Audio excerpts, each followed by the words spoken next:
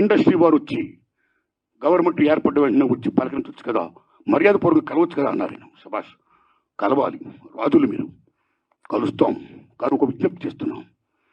పూర్వకాలంలో రాజుల దగ్గరికి ఏదైనా ప్రజలకు సమస్య వచ్చినప్పుడు ధర్మగంట కొడితే లోపలికి వెళ్ళేవారు.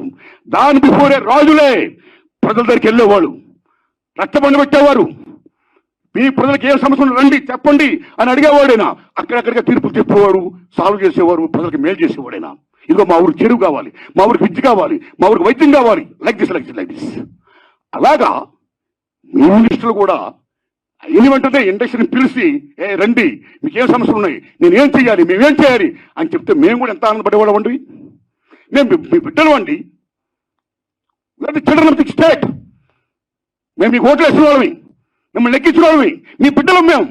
You must be respect the people the same time you must respect the government. It's vice versa. So my humble request, దయించి పర్సెంటేజ్ సిస్టమ్ పక్కకి పెట్టేయకుండా, పర్సెంటేజ్ సిస్టమ్ అనేది మెయిన్ ఇష్యూ కాబట్టి. ఎందుకంటే ఆల్ మాల్స్ ఇవాళ ఆక్యుపై చేసి 50% దే ఆర్ టేకింగ్.